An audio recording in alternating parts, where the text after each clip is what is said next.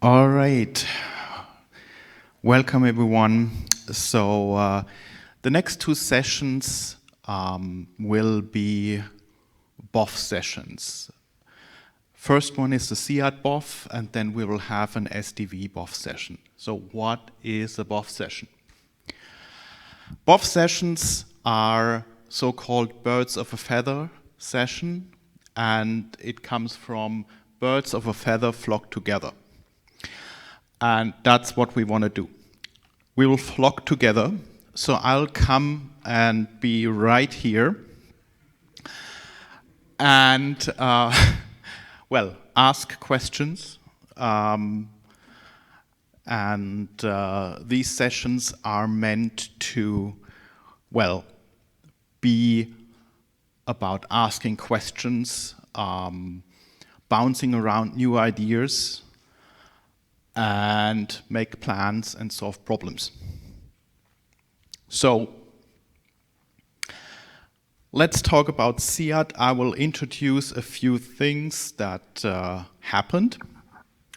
We'll talk about the progress and look at next steps.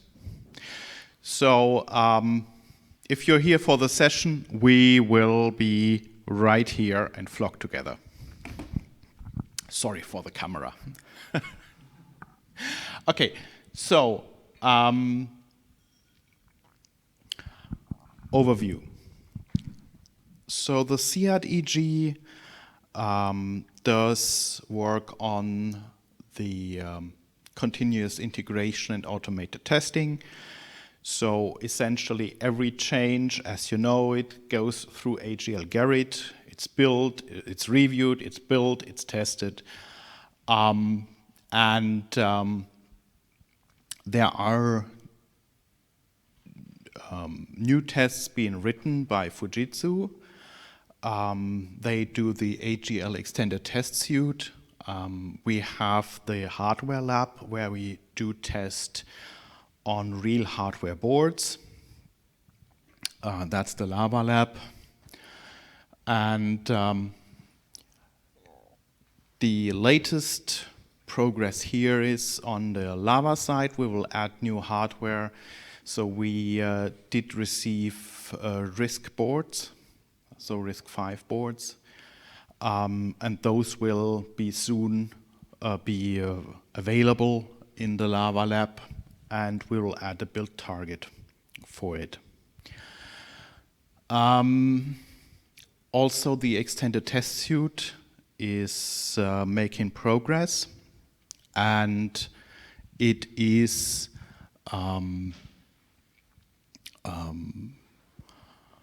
ready to be used, and we will add that to the test matrix.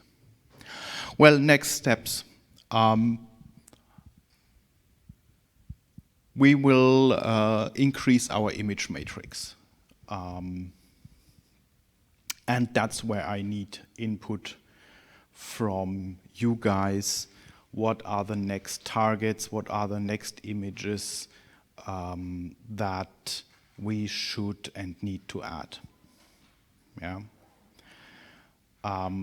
For example, one question. So you are about to introduce the UHMI, right? Is there something can we produce an image or images that contain the UHMI, right? And B, can we do an automated test? The goal being to get, for example, a system with like 1 or 2 screens up and running, and take screenshots, make sure certain things are displayed at the right spot, right? That is one thing. Yeah. We also plan to do weekly runs. So far, we do basically build and test with every code commit or with every merge request. Which means that is our trigger. We have nightly builds, but we also want to add weekly runs, which provide us with the means to do a longer test run.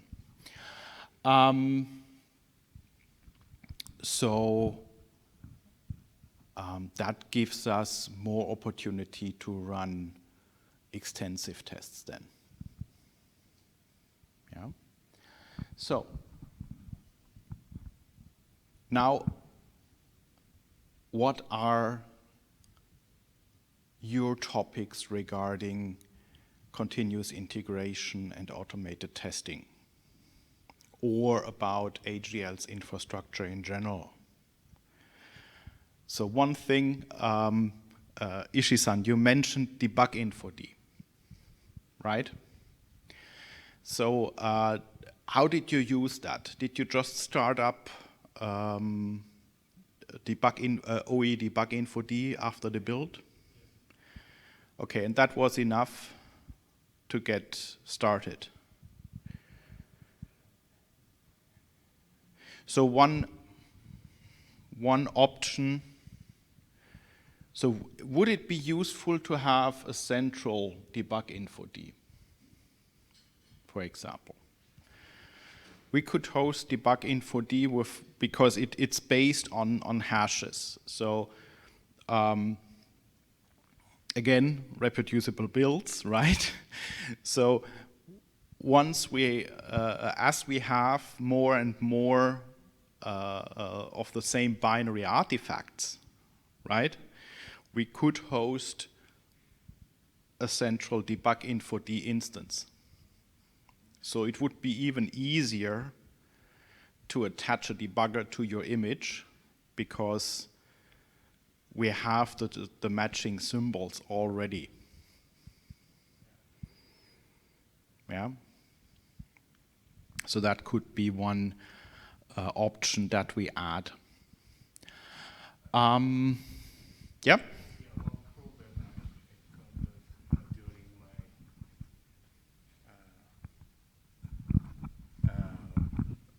One problem I had about debug info-D was that because I was trying to debug the virtual systems, I built the Azure KVM demo image so that that include both host image and guest image and both debug info files. That's enough for the common cases, but after that I tried to install the another guest image from built from the other environment, other Yocto environment. That was not part. Yeah. I get you. Yeah. So is there any way to combine those two different systems? Okay. So you basically had a second guest which was not part of the build, and then there is no symbols in debug info-D. Yeah. Partially that could be solved with a centralized server where we could have those debug symbols.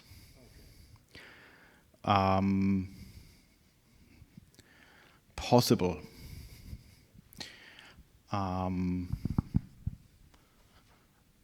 So for core components, that's certainly possible, and a central debug info-D server could solve that, at least for the common libraries. If it's a library that you added or that's new, then the symbol would still be missing. But for the common libraries, yeah, the usual suspects, yes, that would solve it. Yeah.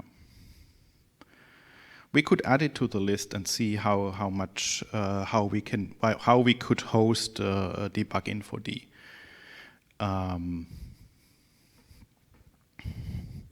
I need to see how we can scale that. Yeah, the local case is one thing. You start it up, but once we have the how we can extract the data from the nightly build and then host it. So that needs some investigation. Yeah. Okay. Anything else? So we talked about the debugging symbols. I also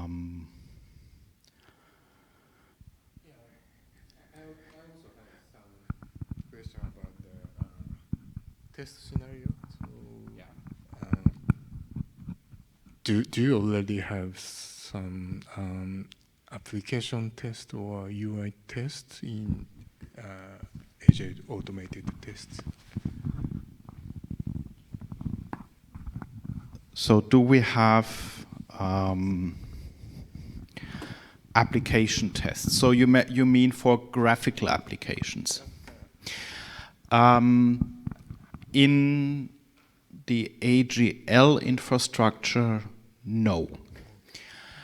So we essentially do go up to AGL compositor is up. So graphical subsystem is up by a test pattern, right? So this is what we verify. Reason is, well, the AGL UI is a throwaway. We do not verify that all of this works. If you need to go into application testing, then look at the presentations around OpenQA. Yeah, during the last AMM in Berlin, the video is online on YouTube. During EOSS 2 weeks ago, Lawrence from CodeThink was presenting on that topic. So OpenQA allows you to test the graphical output on the so usually in QEMU because it's easily available, but meanwhile you can also combine this with a Lava board farm. Yeah, so that allows you to test also applications and whole workflows, basically from boot up to over installation or whatever to complete workflows. It is quite a lot of work to do each single step, right? So be warned that this is tedious. But yeah, doing it manually every time for sure is. Yeah, so that would be the answer on the graphical side. We do not do it right now. I know that, for example, CIP has a small instance, and they do run OpenQA. But they have a graphical application that they check.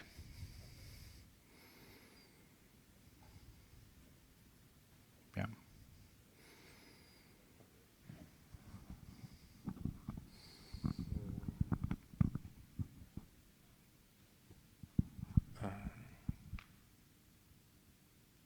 So, is there any plan to extend Agile test suite? So, is there any priority or plan to do next step? In what direction?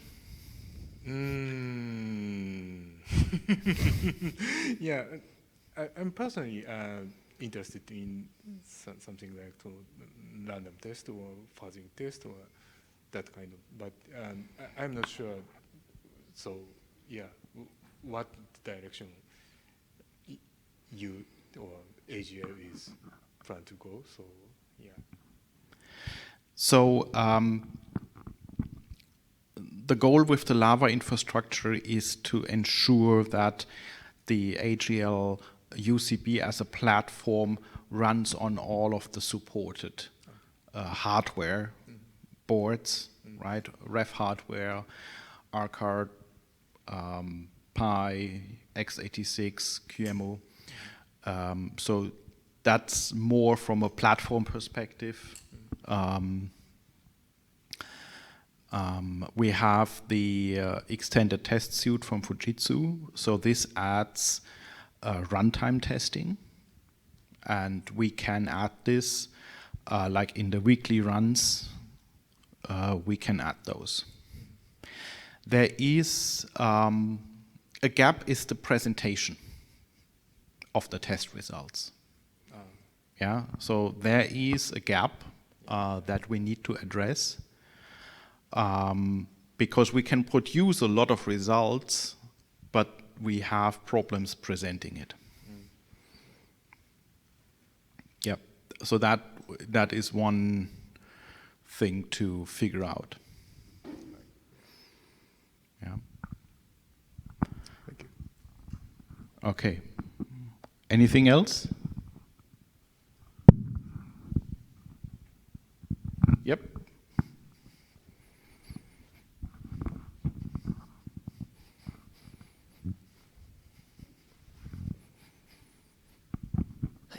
So I consider myself as someone who's new to AGL and was trying to dig in deep. I just wanted to understand do we have certain plan to integrate some sort of static analyzer which can probably check through for certain coding standards like MISRA or CERT for entire AGL per se, or when the applications are being hosted, do we have something in mind which we can put in pipeline so that we can just cross-check those softwares against these standards? So there was work being done in the direction of scanning the code during the build process with what's the name? Code checker. Yeah.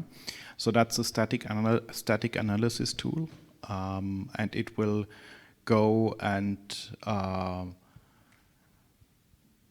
during the build process, during the compilation, essentially harvest data and check the code path. So that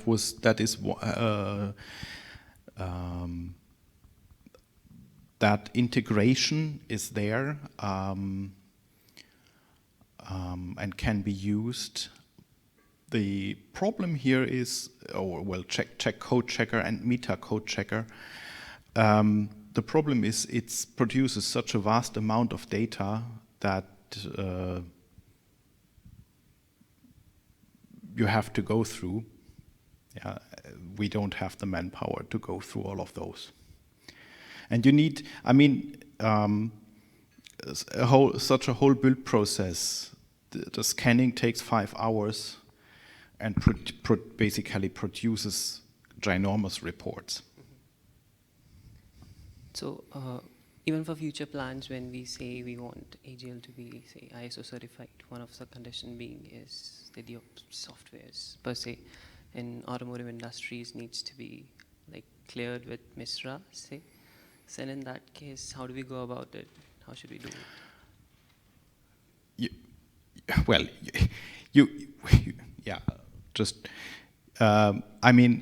MISRA is a coding standard that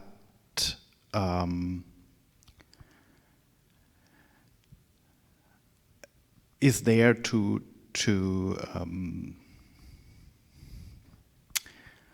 enforce a certain way. Now, we will not rewrite the Linux kernel in MISRA C. Yeah, so this will not happen. If you need to follow Misra, then, for example, you can do that with code that is on a coprocessor. That is how this is handled today. Yeah, and what will not happen is that we essentially rewrite all the tooling in Misra C. So this is unlikely to happen, right? Yeah, as Dan said, there's 100 million lines of code, right? That's not happening. So if your internal code you're building, and as Jens Simone said, if you're targeting something like an RTOS, it's going to run in a coprocessor, or like an R core in a SOC, you know, and you want to hook up a Misra code analyzer, I mean, we can help you wire that up into Yocto. I mean, that's quite feasible. Yeah, but the rest of the stack, the Linux side, I'm not aware of anybody seriously attempting that, and it seems impossible. So maybe some of the user space components you could pick out and do it, but because of what ISO requires, it's just not, I don't see how it helps you. So, but on the standalone coprocessor type of stuff, yeah, that's definitely doable. Got it. Thanks. All right. Other questions?